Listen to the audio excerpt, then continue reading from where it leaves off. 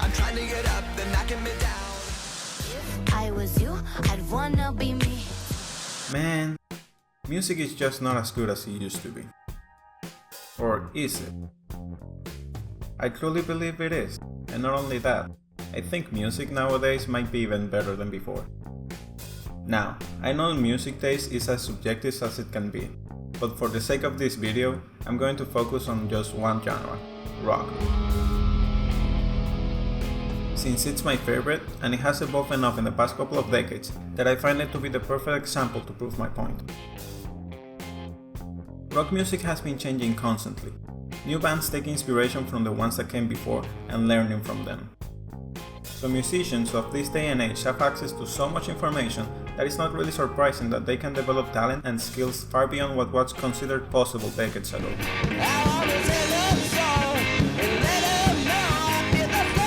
And on top of that, rock music has been mixing with so many different genres and styles that it has created a plethora of subgenres. It has so many subgenres that you can find your particular niche no matter what it is. Sentimental, I'm here without you, baby. violent, technical prowess,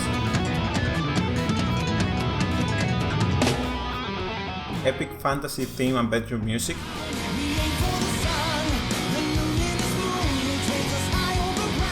yeah, there's a subgenre of rock for that.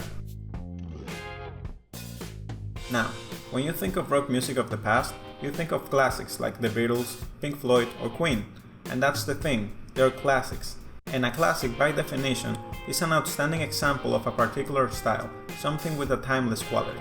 So, they weren't just great bands, they were the greatest of their time, and that's why you know about them. That phenomenon is called survivor bias. Survivor bias is the logical error of concentrating on people or things that survived some process and inadvertently overlooking those that did not because of their lack of visibility.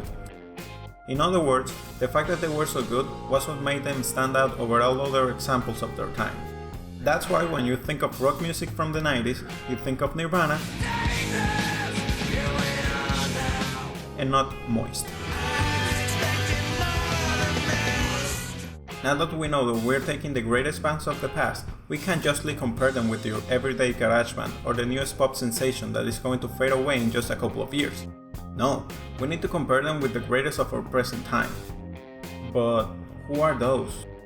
Well, we can't exactly know at the moment for certain.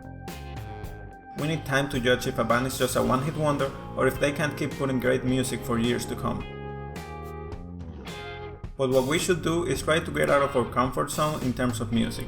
Don't just listen to the radio or that same old playlist you made 3 years ago. Try listening to up-and-coming bands, or bands that you never heard of, or even music from countries you wouldn't expect. That way we have a better chance of identifying who will be the next legendary band. I know it's not that easy to find them, but services like Spotify and Pandora have great features for discovering new bands. But in my experience, the best places to find music are subreddits like Music, World Music, and Listen to This. Not only do I discover gems that I will never find otherwise, like Mangana's Garden, but there's also great discussions and recommendations about music in general. Now I would like you to give me a band or song recommendation. It doesn't have to be your favorite, just a song or a band you would want me to listen to and tell me why. From my part, I would like to recommend you Protest the Hero. It's a really good band with extremely talented members. The vocals are top notch, the guitars are insane, and the whole band is just amazing. Listen to Blindfolds Aside. It might not be their best song, but it's my favorite from them. Remember to like and subscribe, and if you would like to know how I learned to enjoy other music genres apart from rock, watch this video.